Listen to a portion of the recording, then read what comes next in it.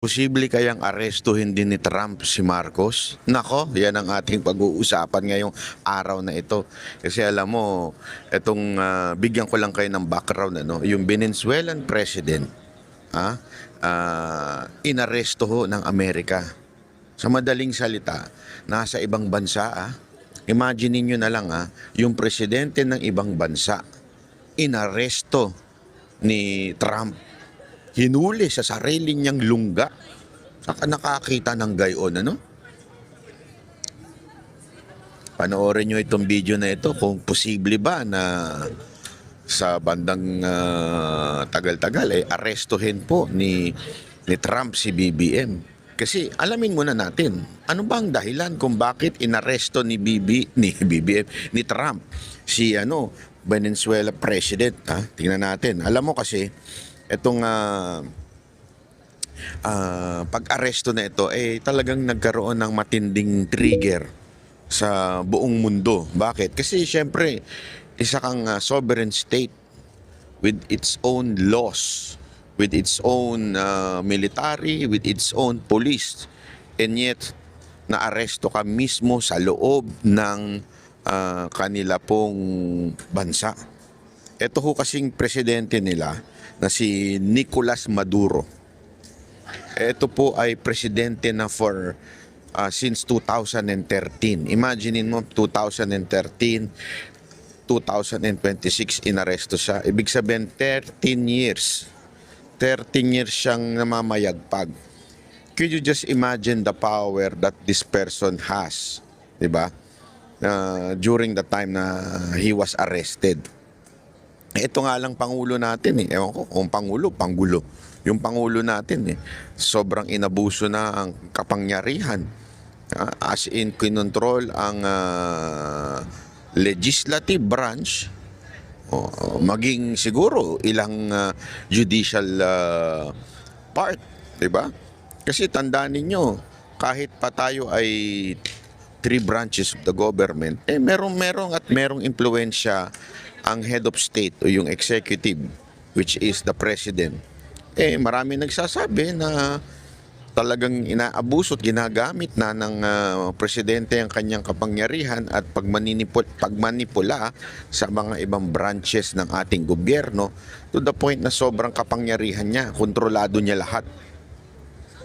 Although ako, I'm still hoping that yung ating judicial ay hindi kontrolado ni Marcos, pero may mga nagsasabing ito ay kontrolado daw. Hindi ako naniniwala. Pero may mga nagsasabing kontrolado na rin ni Marcos dahil sa tindi nga naman ng pera, alam naman natin ang tinding insertion ng nangyari ng mga nakaraang di ba? So ibig sabihin talagang malupit yung kanilang kakayanan na mamahagi ng pera. At dahil doon naiimpluwensya nila ang legislative branch, di ba? Yung pansinin ninyo, di ba? Meron yang 2 million na Christmas bonus, saan ka pa? Kung ikaw ang congressman, papalag ka ba sa presidenteng nagbigay sa iyo at naglagay sa iyo ng allotment na 2 million tuwing Christmas, tuwing Undas, at kung ano-ano pang holiday. Every holiday, anak ng tutsang kalabaw, every holiday meron silang pa 2 million aside from the monthly.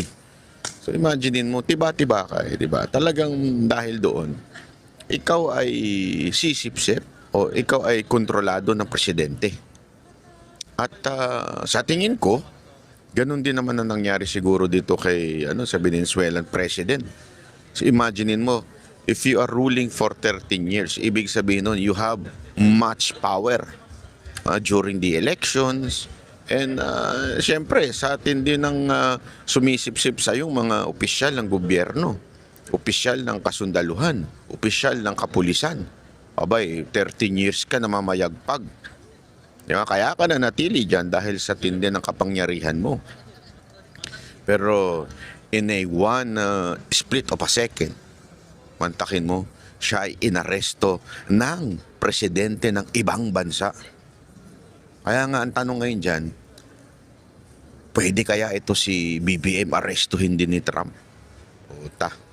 Yan ang ating pag-uusapan.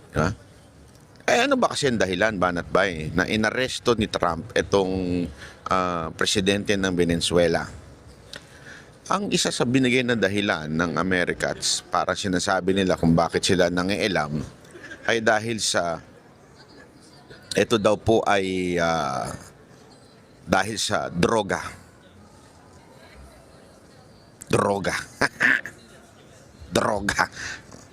Bangag. Hindi naman bangag yung presidente pero pinahihintulutan niya ang kartel, mga drug cartel. Hinahayaan niya, 'di ba, na pumasok ng Amerika yung mga drug cartel. Para bagang sinasabi ni Trump, dahil diyan dapat ka nang arestuhin dahil nadadamay na kami. Yun ang sinabi ni yun ang kasi nag-spark ito ng matinding political question dahil pwede bang makialam ang ibang bansa sa isang sovereign state. Ang sabi ng Amerika, to justify it, sandali, chotomate, sabi, chotomate ko dasay. Damay na kami sa kaguluhan ninyo dyan. Nadadamay na yung aming importation ninyo ng droga sa aming bansa. Di ba? Kaya pumasok na si Trump sa eksena. Sabi niya, hindi pwede. I-stop, sabi niya. I-stop.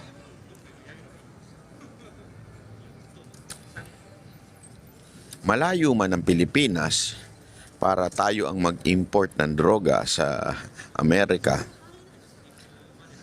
Ang tanong ngayon ay, sa tingin nyo ba ay dahil sa pagiging di umano, according to his sister na si Amy Marcos, ay bangag ang ating presidente. Bangag, bangag, bangag ang ating presidente, sabi ng kanyang kapatid. Sa tingin nyo ba ay hindi na makikialam ang presidente ng...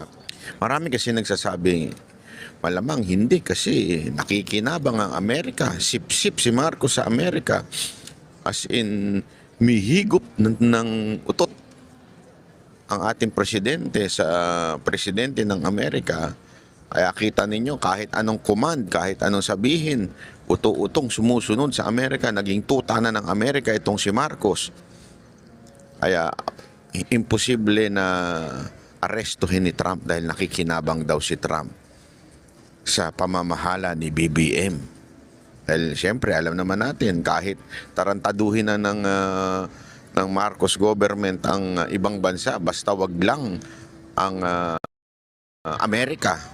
Kasi nga alam natin na sa kasaysayan, yung kanyang ama, kaya naman napatalsik, aside from the quote-unquote people power kuno, alam naman ng lahat, kung hindi nangialam ang Amerika, kung hindi kinuha ng Amerika si Marcos Sr., hindi maaalis sa pwesto yun. Actually, kung maaalala nyo, di ba, dati, bago ako maging anti-Amy na rin, naimbitahan pa tayo noon sa, nag-perform sa Ilocos. Inimbitahan tayo ni Senator Amy noon, governor pa siya that time. At nung nagkikwentuhan na kami, isa yan sa mga natanong ko. What really happened during tama pala yung kwento ng iba. Sinabi niya mismo ito sa akin, ang talagang alam namin, paway kami dadalhin, hindi sa Hawaii. Pero ang alam din nila, Amerika ang nagdala sa kanila. Kaya idiniretso sila sa Hawaii. So, ibig sabihin, there is an intervention of the American government at that time para matanggal sa pagka-presidente itong si Marcos Sr. Kaya ngayon, alam na alam ni BBM kung kanino sisipsip. At si BBM ay sumipsip ng todo dito kay Trump at saka sa administrasyon ng Amerika. Kasi nga, alam naman na pagka siya po ay magloko-loko, hindi siya matatanggal kung sipsip at humihigop ng utot ng presidente ng Amerika itong si BBM. Pero ako I have this somehow faith and believe that si Trump ay kahit papaano ay makadiyos at makatao. I do not know. We can share this video to our American friends. If you're really concerned on humanity, please save our country from our president. Our country is doomed for corruption and drug addiction. And the crime rate is going up as well as unemployment is going up. The Filipinos are now in real chaos. I hope that the President of America would consider helping us. I don't know how. Maybe you can convince your friend, BBM, our president, to stop whatever he is doing. Again, it is not I who said that. It is his sister that we have a drug addict president. Imagine it. Breakfast is like that. Trump, can you see that? Our president is having a breakfast like that. And the person who said that is not political enemy, but his sister. So, Trump, if you have the advocacy of saving other countries from disaster, would you consider saving us? Again, I'm not saying illegal ways or out of the Constitution, but with respect to our Constitution, do your legal thing. Maybe you can convince our president to stop all the corruption, the true move to stop our corruption. Ang naintindihan kaya ako ni Trump, lalo siya naguluhan. Di ba? Yan naman yun eh. Legal way. Inside yung ating constitution. Constitutional way. Di ba? Convince the president to just resign. Convince the president, to convince the president to change for the better. Or if not, just resign. Diba? As simple as that. I hope the American government would hear us. Pero syempre, kung nakikinabang sila, baka malamang sa malamang, hindi sila gagalaw. Kaya lang, alam mo, yung ginawa nila sa Venezuela, it's really something. Kasi yung iba tinatawag itong extrajudicial eh. Sabihin, beyond laws. Right now, ang mga pumalag lang Cuba, actually medyo pumalag daw ang China. Nakita ko sa news na parang hindi dapat daw yun. Pero hanggang ganun lang. They cannot do anything aside from magbigay lang ng political statement. But this is a big thing. Sana this would somehow ito, give an impression to other presidents, especially our president, na magbago-bago, na umayos-ayos. Di ba? Or, parang bang sinasabi natin na ayusin mo sarili mo. Kung hindi ka ayos sa sarili mo, mag-resign ka na lang. Kasi kawawa na Pilipinas. Mag-resign ka na lang kung hindi mo rin naman aayusin yung sarili mo, BBM.